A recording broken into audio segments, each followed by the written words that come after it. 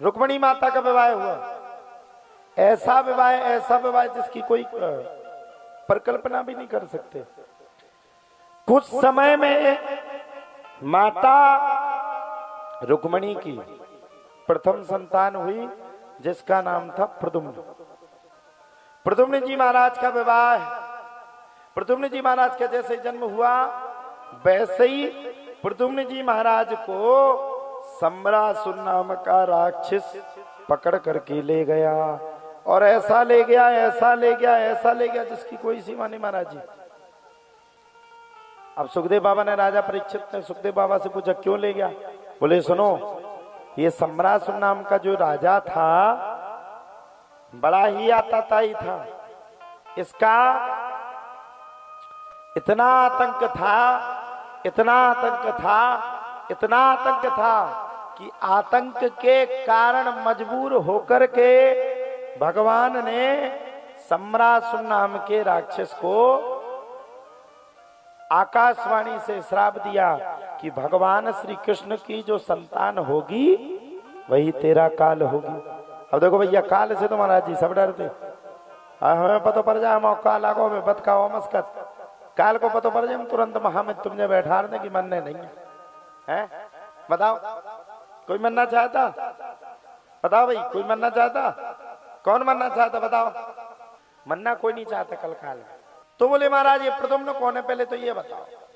बोले बता दो। बोले बिल्कुल। बोले प्रद्युम्न जी महाराज स्वयं कामदेव का अवतार है। बोले कैसे? गोस्वामी तुलसीदास ने वर्णन किया, कृष्ण तनय होहि है पति तो हो रहा। कृष्ण तनय होहि है पति तो रहा। कृष्ण तनय होहि है पति तो हो रहा। कृष्ण तनय होहि है पति तो रहा। कृष्ण तनय हुई है पति तोरा। कृष्ण तनय होहि है पति तोरा। बचन अन्यथा होई न मोरा। वचन अन्यथा होय न मोरा। कृष्ण तनय हुई है पति तोरा। कृष्ण तनय है पति तोरा। कृष्ण तनय है पति तोरा।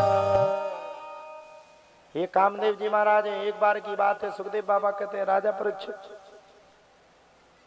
भगवान श्री भूत पावन भोलेनाथ भगवान की बड़ी सुंदर तपस्या करने में संलग्न हो गए, और ऐसी तपस्या की कि तपस्या के प्रभाव से तीनों लोक हिल गए, हिलायमान हो गए, गुंजायमान हो गए। अब क्या किया जाए? ब्रह्मा जी ने सबको बुलाया। सबरे देवता डरते थे भोलेनाथ को, किसको मरना है भोलेनाथ के सामने आकर के। देखो भोलेनाथ का दो नाम है, एक भोलेनाथ तो गुस्सा आ गई तो त्रिलोकीनाथ, दिमाग खराब हो गया तो हिंदी में समझा देंगे। अब हुआ क्या भैया, भोलेनाथ महाराज के ऊपर विशेष कृपा करते हुए सबरे देवताओं ने भोलेनाथ को जगाने का सतत प्रयास किया, लेकिन भोलेनाथ नहीं जगे। अब तो भैया काम के देवता कामदेव जी महाराज को बुला। अब देखो काम वासना में दुनिया लिप्त है, तो कामदेव जी महाराज पर आज प्रसन्न हुए। भोले बाबा ने तीसरा नेत्र खोला, कामदेव जी को जला करके भस्म कर दिया, राख ढेर कर दिया। कृष्ण तनय हुई है पति तोरा, वचन अन्यथा होई न मोरा। भोले बाबा ने कह दिया कृष्ण तनय हुई है पति तोरा, वचन अन्यथा होई न मोरा। भगवान श्री कृष्ण की जो पहली संतान होगी वही तेरा पति होगा। अब तो भैया जब इतनी बातों को सुना तब तो प्यारे कहा जाता है, इतनी बातों को सुनने के तत्पश्चात ही बड़े प्रेम के साथ आनंद पूर्वकम आनंद लेते हुए भगवान श्री कृष्ण की कथा पूर्ण हुई। अब तो सम्रासुर नाम का राक्षस समुद्र में लेकर के प्रद्युम्न जी महाराज को फेंक दिया। अब जब समुद्र में फेंका तब कहते हैं देखो भैया, जिसकी मृत्यु हो तो वो मर जाता है और जिसकी मृत्यु ना हो वो बच जाता है।